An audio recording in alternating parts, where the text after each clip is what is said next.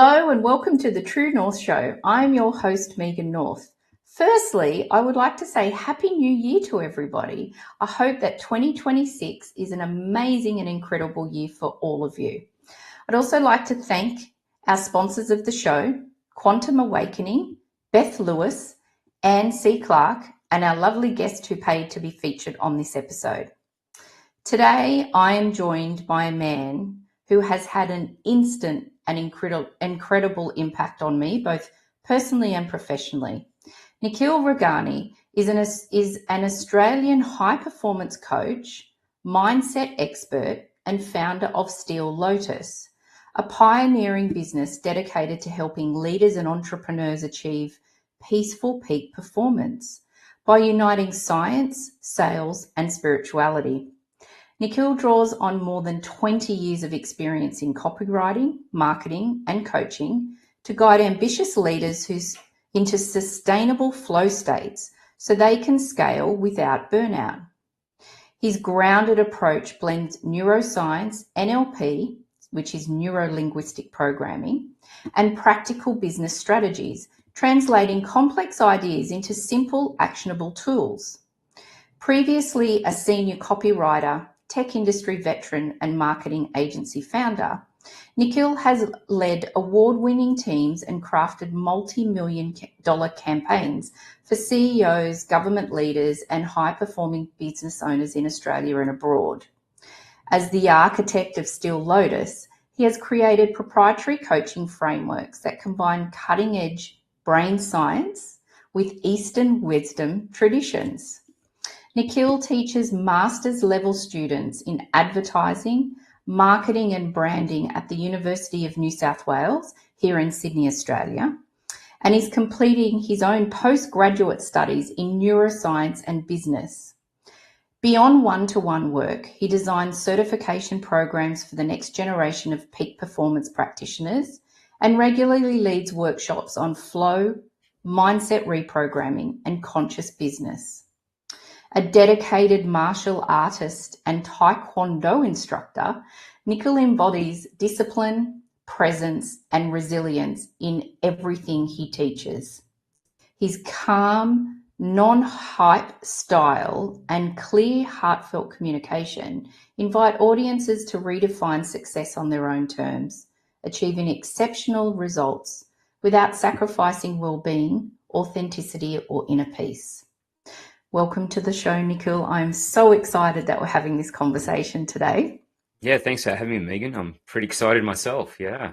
How does it feel when I read out that incredible bio of yours?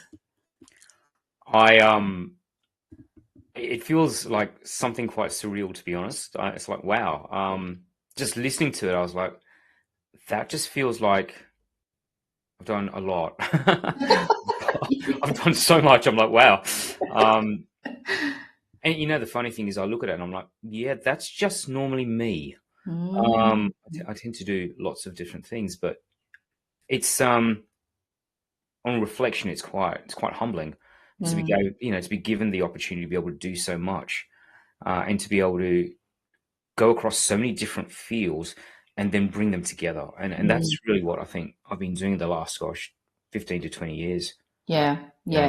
And I often ask my guests, how do they feel? Because we can write our own bio and we can read it, but hearing someone else read it out, I always think is quite interesting because you get a different perspective and you think, oh my gosh, you're actually talking about me or someone else. Yeah, it's, there's that crossover between being proud and being humble at the same time.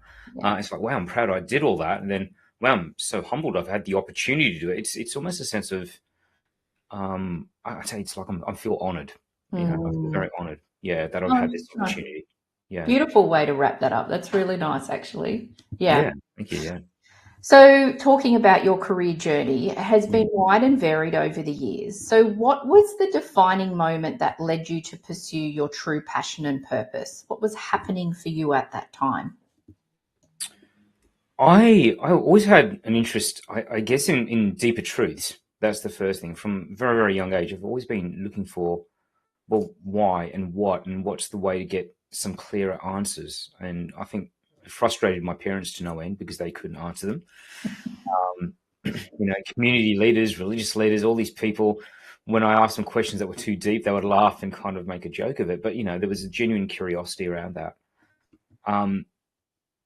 As I went through my schooling, one thing became very, very clear. I had a deep passion for wanting to connect and help people to be the best versions of themselves.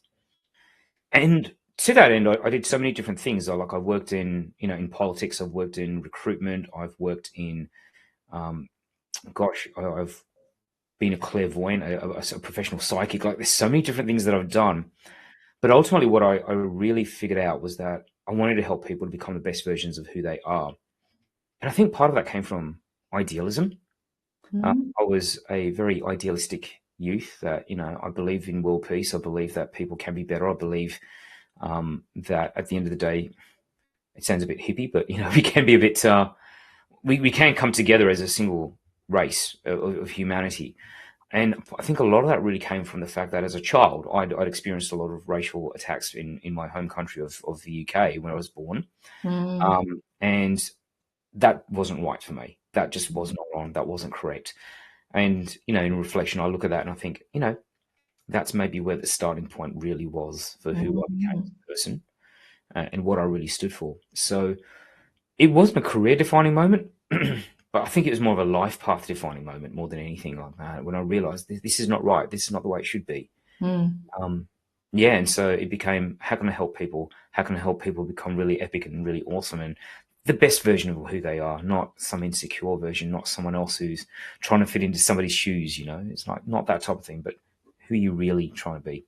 I think that's Has that then been through your career and all the opportunity? Are you the type of person that someone turns up and they give you an idea or an opportunity that you think, yep, I'm going to try it because it feels right? Is that how things flow for you? That's such a good question, Megan. Yeah, I wish it was like that. It has not always been like that.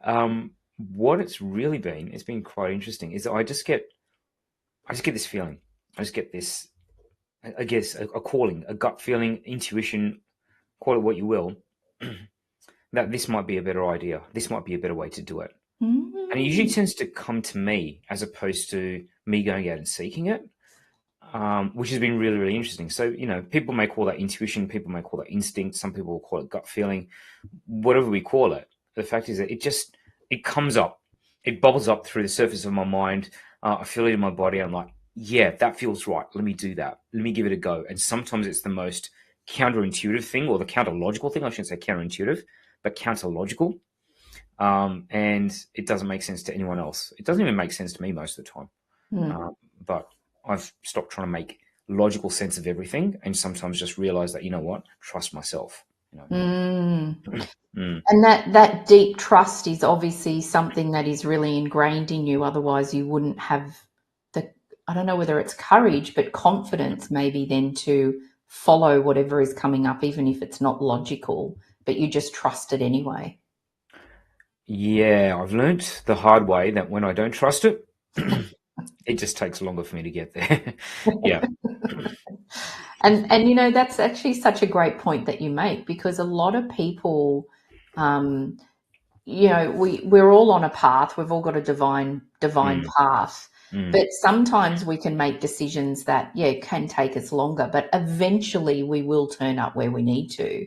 And so sometimes I think to myself, 10 years ago, I wish I'd made this decision or something else, but I don't beat myself up about it, because then eventually I know I'm going to turn up where I need to be anyway.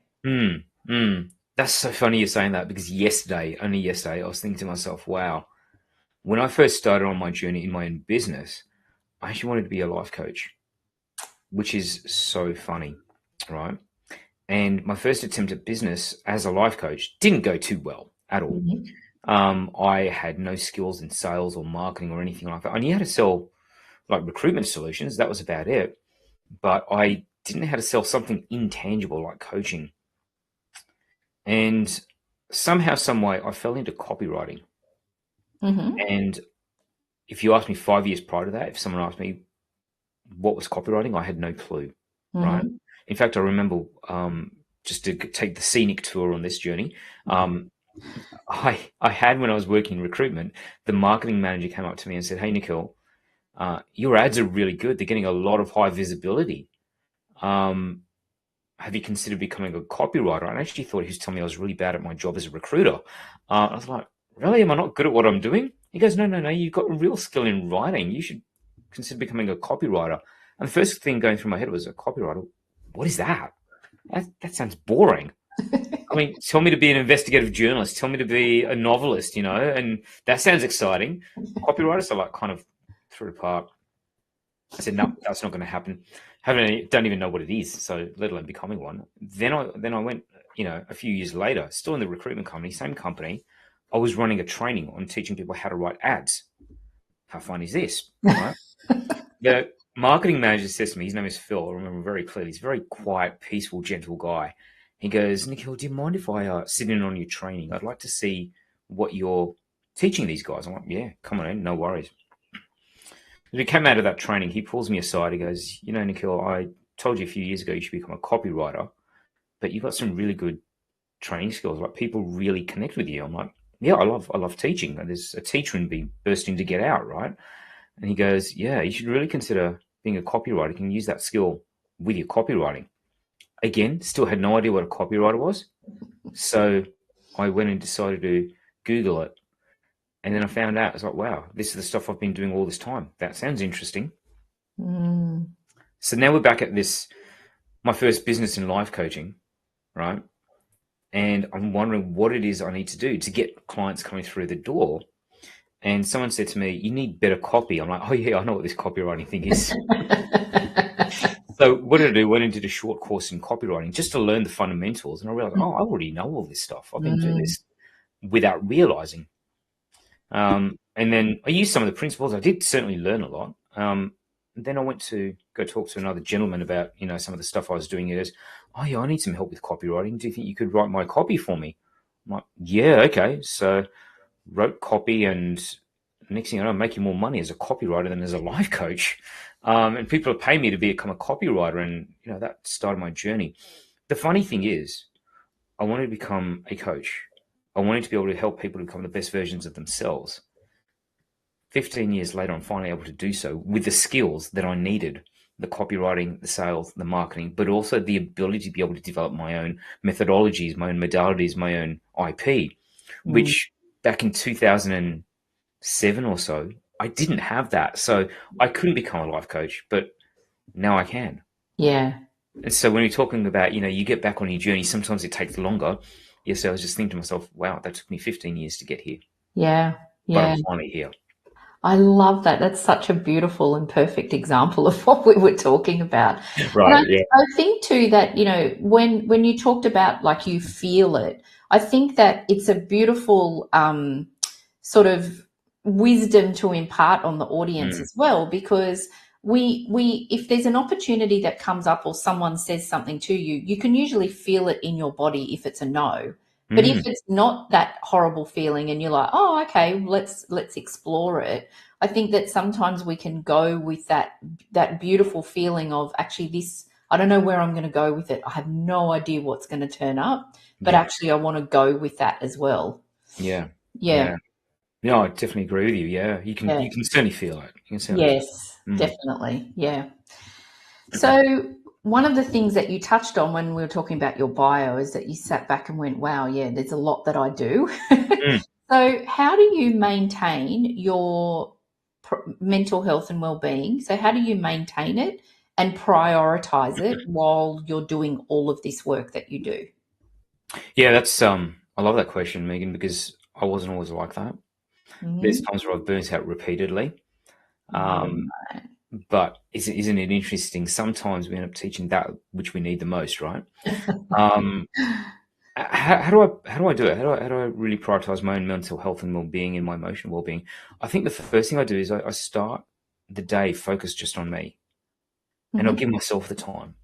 And people talk about morning routines and morning rituals, and I have a very dear friend of mine who talks about making the morning your ceremony. Make it a ceremony. They all kind of really come down to the same thing. Make your morning sacred to what you want, right? That time should be sacred for you. And without a doubt, my mornings are very, very much about being in my own space. So recently I started going out and just barefoot walking on the grass just to get present, just to be grounded, just to do that. I love journaling in the morning, over a beautiful cup of coffee, which I make, and bring my coffee in. And while that coffee's brewing, while it's percolating, I'm out there doing a bit of taekwondo stretching and, practicing some of the stuff. So the long and the short of it is really, I spend some time focusing on me. And the best time to focus on me is the first thing in the morning. And I prioritize myself that way. So I don't have an elaborate morning routine or anything like that. My morning routine is maybe a 5-minute walk in the grass, brew my coffee, do my taekwondo kicks and stretches, just because it gets the blood moving, not for any other reason. And if I feel like it, maybe I'll go for a longer walk. So it's more fluid, but it's focused on me and bringing out the state, that energy in me, so that when I sit down to do my work, I'm already there. I don't have to work my way up towards it. Yeah. So yeah, that's definitely the first thing. The second thing is, really, I guess I surround myself with people that I deeply care about and deeply love.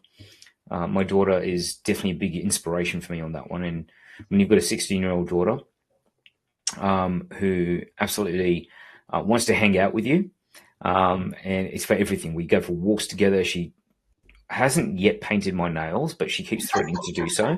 Though she has, when my hair's been longer, tied bows in my hair. She thought it's quite funny. But just, spending that time with my daughter, has just been absolutely gorgeous. Spending my time with very dear friends, very dear family, has really given me that sense of, I suppose, connection with them. And it doesn't have to be everyone in the world. It's just a handful of people that I really care about. And just being able to talk to them and being really open and really frank, has really, really helped, but also then just listening to them, and you realize that there's so much you've got in common with so many other people, and you can crack jokes, you can talk about serious stuff, about deep stuff. You have those people. You want to have your tribe, your village, right? Definitely. So that's probably the other thing. And what else do I do? Eat right, eat as clean as possible, though, over Christmas, not always the case. And I think just try and look for the good in everything. Yeah. That's really what I do. Yeah. And I love your perspective on the fluidity of your morning as well, because I think sometimes we can tend to get so caught up in, like, I'm the type of person that I don't mind routine, but the rigid routine I'm not really great with. So for me, what I feel into through the day is what I need through the day. So I might grab some cards, or I might do. I love for you that you're concentrating and giving yourself the time, but also there is some fluidity in there, that if you need a little bit more of this or a bit more of that. And I think from a mental health and well-being process, whatever we want to call it, I think it's really up to us and to work out what works for us. What is good for, what's good for you, or what you love may not be something that I want to do. And I think I love that you've shared that wisdom, because a lot of people listening, I think, sometimes can feel really pressured that, the internet is telling me I should do this and I should do that. Yeah. But if you don't like meditating, then it's going to be the worst thing in the world that you're doing. And it's going to cause more stress. Yeah, which is kind of not what you want. Yeah. Exactly. Yeah. Yeah. Megan, just to add to that, and I think it's really important, there's some days where I just need to sleep in for an extra hour. And that's fine. You got to give yourself that gift to be able to do so. Yeah. I think, especially the work that I do in flow states and peak performance, I work with a lot of high performing individuals who burn out a lot. And I think the biggest thing that they lack is that ability to be able to connect with themselves and just listen to themselves. And sometimes they do just need to sleep in for an extra hour.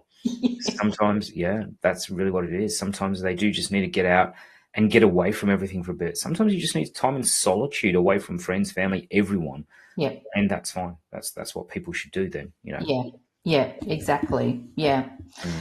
So do you think that peak performance, I want to talk about that peak performance is something that you feel has been ingrained in you from the very beginning? Like as a student, were you a high performer? Was it something that you felt from the beginning that you wanted to get the most out of everything? Or is it something that you have then developed in yourself as well? Yeah, good question. Good question. I think it's a mixture of both. Um, that's the way I'd say it. So there's parts of it which you're born with, you're quite good at. Part of it is you've got social. Um, let's call it peer pressure. Let's put it that way. um, I'm a bit of a competitive spirit, right? I Mm-hmm. do enjoy competing, but most people that I like to compete with, I tend to be on very similar calibers. But also like competing with myself, I like doing things a little bit better than what I did yesterday. But also know that that's not sustainable to do that all the time. You can't have just exponential growth without taking downtime. But I think part of it's got to do with the fact that there was my parents. I'm a son of a migrant. My parents came over here and they always like, work hard, do best. And I was like, I don't like being bored was my main thing. Mm-hmm. So what would be perceived as normal academics within I suppose, my ethnic culture of, studying high levels of mathematics, high levels of physics and chemistry. I did the absolute opposite. I did biology. I did low levels of maths. I focused on music and Italian, in what I did in school, just to give you an idea. But whatever I did it because I enjoyed it. And I think that was the main thing. So when I enjoy something, I tend to give it my all. Mm-hmm. And I really throw my heart and soul behind it. As I started getting older, I realized I couldn't just rely upon just my natural abilities and my natural talents. I had to figure out what it was that I needed to put into my work. And sometimes it did mean I needed to roll my sleeves up and do things that I didn't particularly enjoy. And that I don't know anyone who actually, when they first start doing cold calling, enjoys cold calling, right? But when I was working in recruitment or when I was working in advertising agencies myself, I did have to do cold calling. And while I didn't enjoy it, I still threw myself into it. Yeah. Again, I was looking for things. I was always looking for the positive. I was always looking for good things, right? Mm-hmm. So there's a difference between, I guess, hustle and peak performance, right? And I started by turning into a bit of a hustler, and I would work till crazy hours, and then I'd have crazy crashes. Mm-hmm. One of those periods of hustle affected me physically, mentally, emotionally. And I was probably going through a bit of a difficult time at life at that point, having a life transition. And so, in amongst all of that, working hard and overloading myself actually landed me in hospital. And that for me was oof, I can't do that. Mm-hmm. You know what I mean? I wouldn't say it was a wake up call. It was a slap around the face. It really was. Um, I'm a single dad. I take care of my daughter, and knowing that I'm in a vulnerable situation and that my daughter feels helpless, she was quite younger at the time, is not a nice feeling to have. Mm-hmm. And so I realized I need to be a lot more sustainable. I'm a very thorough learner, Megan. I say thorough. Some people say I'm a slow learner. No, I'm a very thorough learner. I'm very experiential, right? So it took me a few more years before I finally managed to make the full switch into saying, okay, I need to stop. Being a peak performer, being a high performance person means I also need to recover as well. Okay. And that is something that I started developing more and more of was recovery schedules, recovery routines, recovery rituals, right? Mm-hmm. Including things like sleep, including spending even more time unwinding. Because let's face it, if you stretch the elastic band far enough, it's going to flick back, right? Yeah. So you need to give it that time to come back and rebalance and normalize. And our bodies are no different. The more you stretch it, it's either going to break or it's going to snap back. Yeah. So we want to give it a natural comeback. We're going to give it a natural flow back into rhythm. Maybe elastic bands are not the best example, but I think it makes the point, right? Yes. Yeah. And so what I found was that the harder I worked, the stronger I needed to recover. And that's where, I guess my big tagline, if I was to hang my hat on anything as a tagline, it'd be don't hustle harder, flow stronger. Mm-hmm. Um, and understand that you can't maintain flow states for extended periods of time. They're flow states, they feel good, but then the recovery when you come out of that that is just as important. If you stayed in flow states all the time, you'd actually burn up. Not just burn out, you'd actually burn up. And I think Rian Doris calls it burning up, who's another expert in flow. It's just a beautiful way to put it. Yeah. It feels good, but if you did it all the time, it wouldn't feel good. So enjoy it while it lasts, enjoy the recovery, and then get back into it. So that's how my peak performance evolution happened. Some of it was pushed upon me, thanks to life, and some of it just, through my own experience, I developed it. Yeah, trying to be the best version of myself has always been there. And I guess that's why I wanted to become a life coach, is because while I was helping others become the best version of themselves, I got to do it for myself too. Yeah. And so that hustle versus peak performance, what do you think, like in a nutshell, is the difference?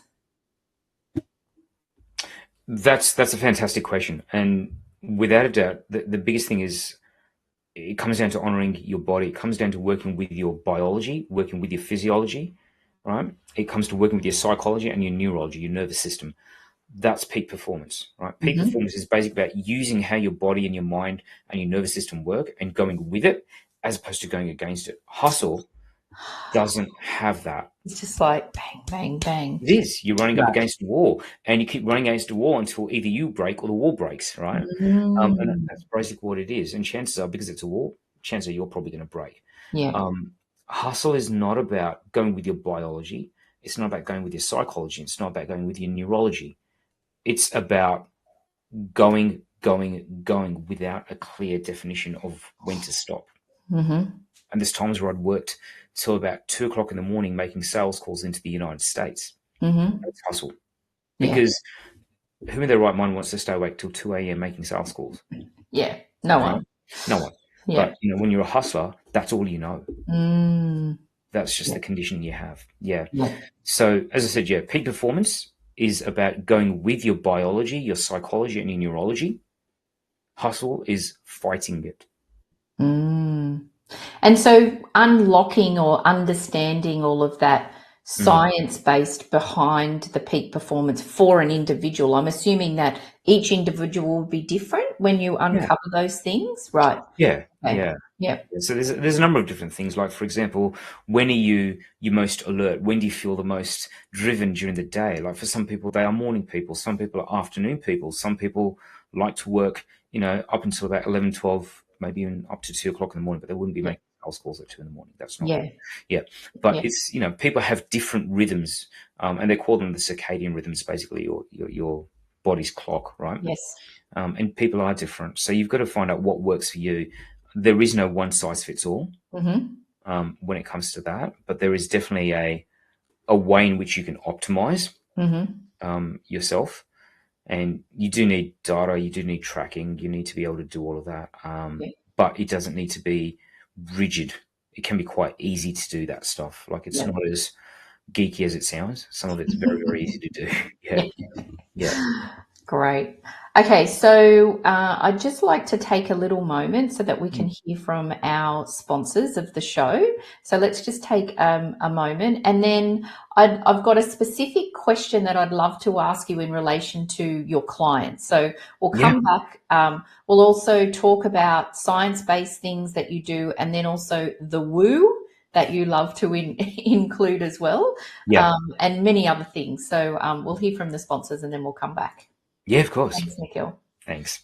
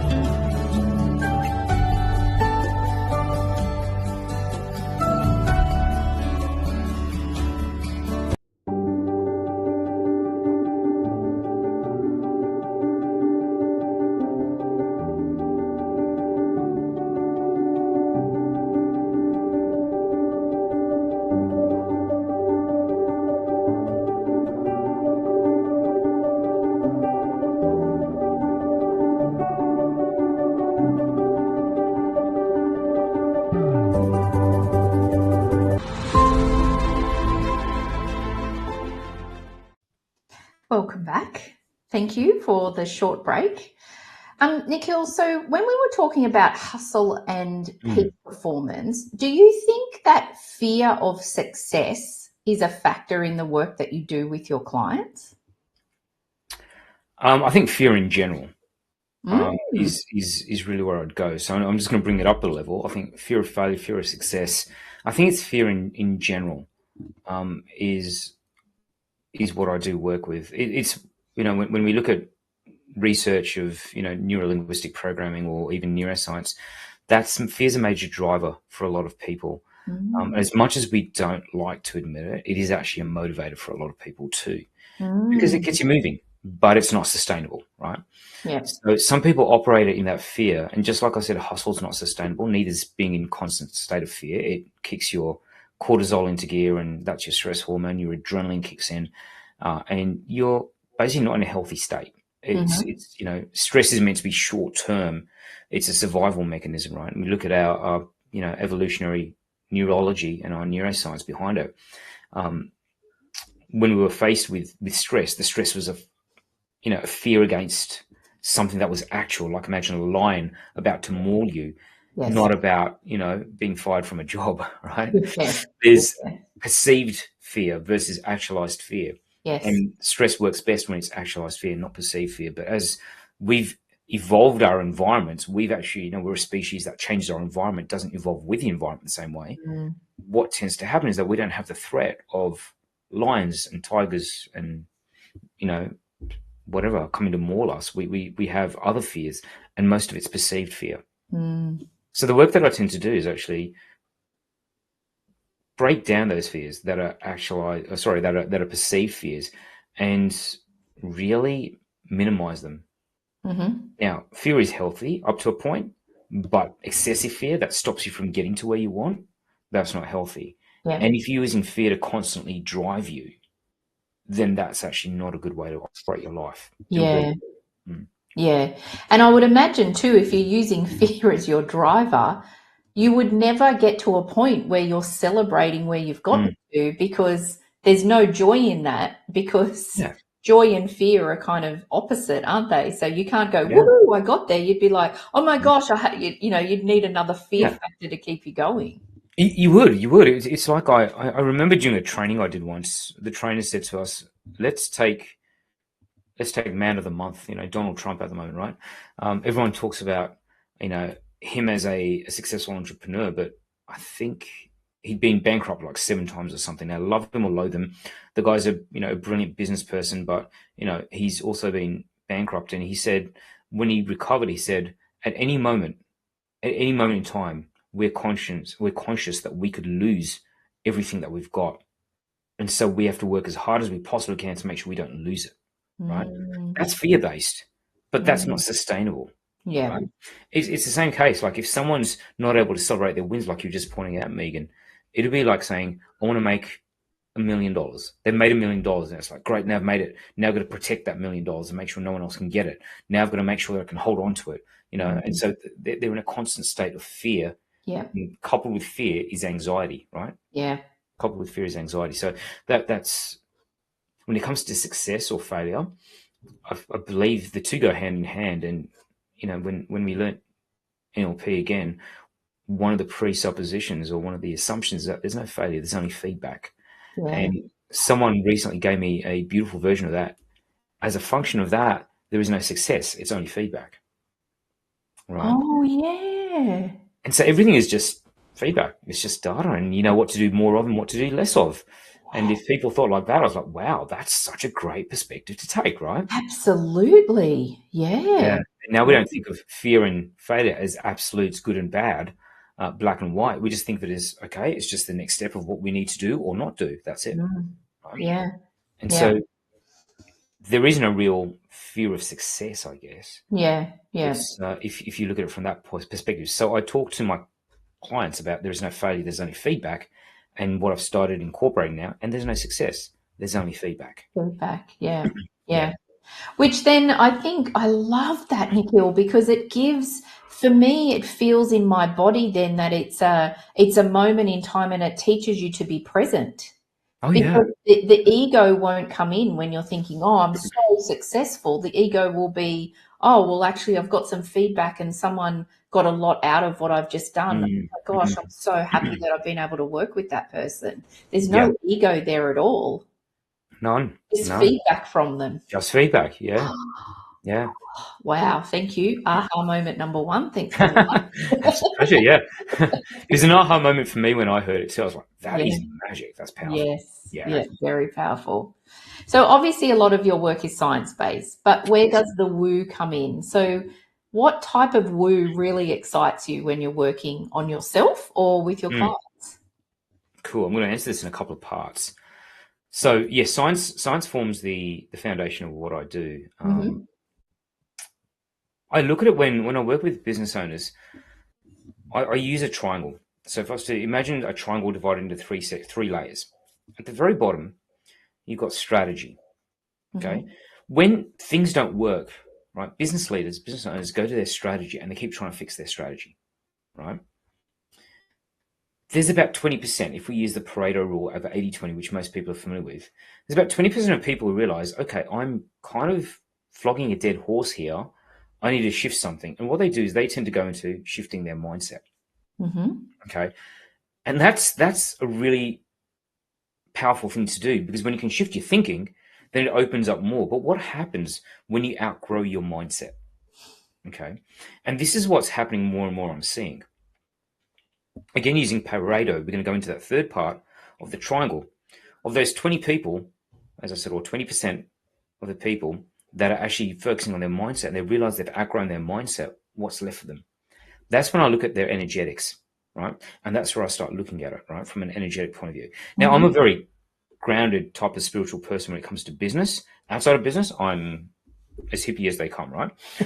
Well, maybe I'm not. I'm probably a little bit more muted in that side of things, but more for the fact that you go with what you're comfortable with. Spirituality is not a prescription; it's an experience, right? That's how I like to look at it. So energetics, right? If you look at 20 people who've been working on their mindset and they've outgrown their mindset, the 20% of that would be four. Okay, Mm-hmm. so four people, 4% of the absolute whole will start working on their energetics, right? And there is stories across history talking about people who've done some amazing things. We talk about Steve Jobs and he talks about bending reality, and he was very much into transcendental meditation. He used to carry autobiography of a yogi on his iPad, right? So things like that. He believed in that sort of things. And if you've ever read the book Autobiography of a Yogi, they would talk about a particular element called lifetrons, life force, right?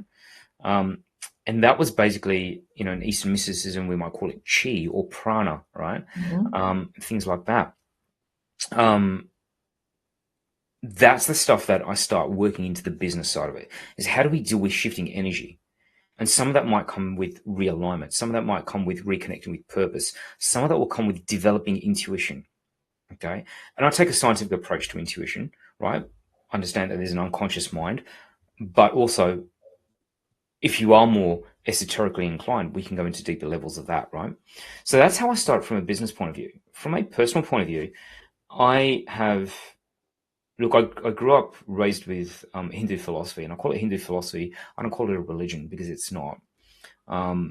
It's more of a way of life, right? It's more of a way to live your life. It's not a set of rules or prescriptions. It's just, this is how you should do things if you want to get certain outcomes. Mm-hmm. So it's like biology or chemistry. If you want to get this outcome, follow this process, right? It's not dogmatic in that regards, which is really cool. And I think learning from that and then being able to apply this ancient wisdom, which is at least about 60,000 years old, into current day, and applying it not from a blind faith point of view, but from a scientific rationale point of view, that's given me a lot of strength, right? Mm.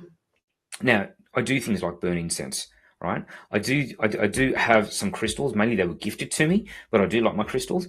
I just don't have lots and lots of them, but I have some nice crystals there. Lapis lazuli is my favorite. Oh, yes. It's a beautiful, beautiful crystal. But I also do work with, some of the energy lines like chakras, right? Mm-hmm. And I do a lot of rebalancing of my chakras. Now, I also have learned certain modalities of energy healing, light language, right? Light Mm. language, which is basically if you look at how energy vibrates, and I'm going to bring science as well as we move into this, everything they say, is energy. At its deepest source, everything is energy. When energy vibrates, it takes a different form. The highest form of energy is light. That's according to certain esoteric sciences, right? So light language is taking that light, connecting to that light, and then bringing it down a notch into sound. So when you speak it, you intone it, you may have certain words. Certain practitioners will call it the language of the soul. If you look at it throughout history, Christian mystics would call it speaking in tongues. Right? Okay. So light language, speaking in tongues, it's all fairly similar, right? So with that, when people are intensely blocked, I'll break out into light language to help them to loosen their energetic blockages and to help that energy flow again. Because when you can then fix the energetics, right, that's going to open your mind, okay? And when you can open your mind, you can shift things. And when those shifts happen, guess what? You can then start new strategies. So I take it a top-down approach, right, that way. So things like light language, things like energetic healing using or light codes, as my teacher taught me. I've used things like Huna, which is the Hawaiian form of ancient wisdom and traditional healing. So I love the Huna. I use some of the ancient Hindu rituals, what they call Tantra, right? So Tantra is there as well. And Tantra just means ritual. It's, people talk about tantric sex, but that's only 2 of the 112 different forms that it takes, right? Because it's all about being sensory. It's all about being present to the very sensations that you're feeling right now and using that to channel your energy to the next level, right? So all of that comes into it. And I'm one of these people that believes that these tools should be accessible to everyone. Yeah. This should be accessible to everyone. So I demystify it a lot. And sometimes it's nice to have some mystery around things. But when it comes to growing yourself, the easier and the more accessible it is, the more that you can use it. And so that's the way I like to do my woo. I like to make it accessible. I think there's a place for rituals, there's a place for ceremonies. I think some of them are absolutely beautiful. They give symbolism, they give meaning to you, right? But it has to be personal. Yeah. Wow. And that's how it works for me. Yeah. I love that. I love that I love that you've got the science base, but then you can also incorporate all of these other, not sort of, and even not tangible either. I mean, the science is, you're working with people's brains and those sort of things, but then all the other stuff is intangible, but it's nice to blend it.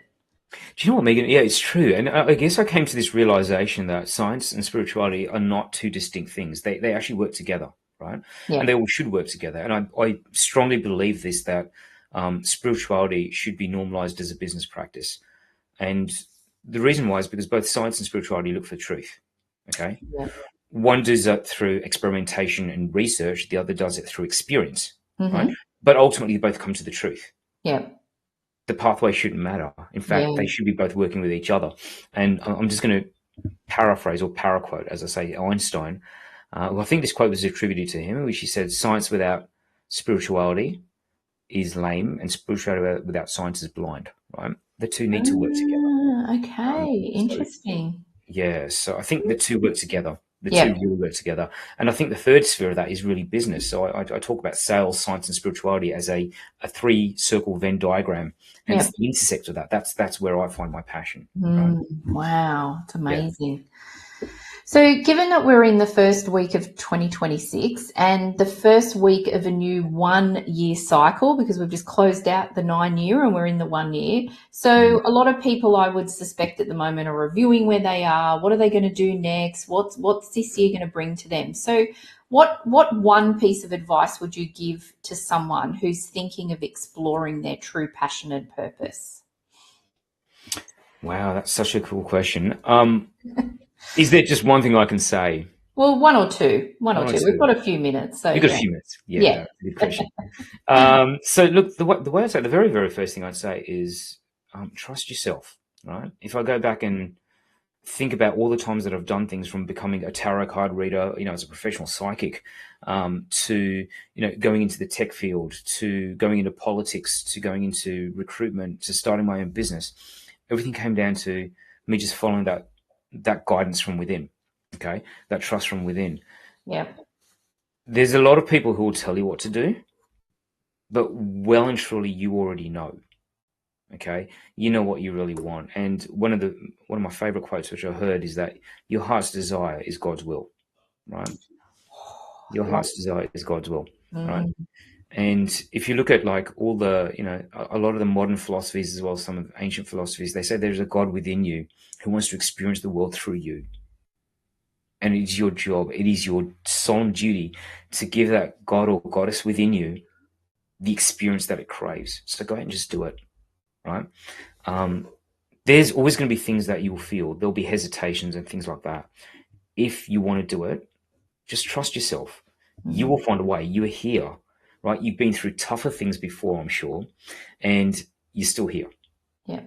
So keep going. This is probably a small thing in comparison to everything else that you faced. Yeah. Right? Yeah. So that would be my humble advice is just, if you feel the calling to go and do something, if you feel your compass drawing you, follow it.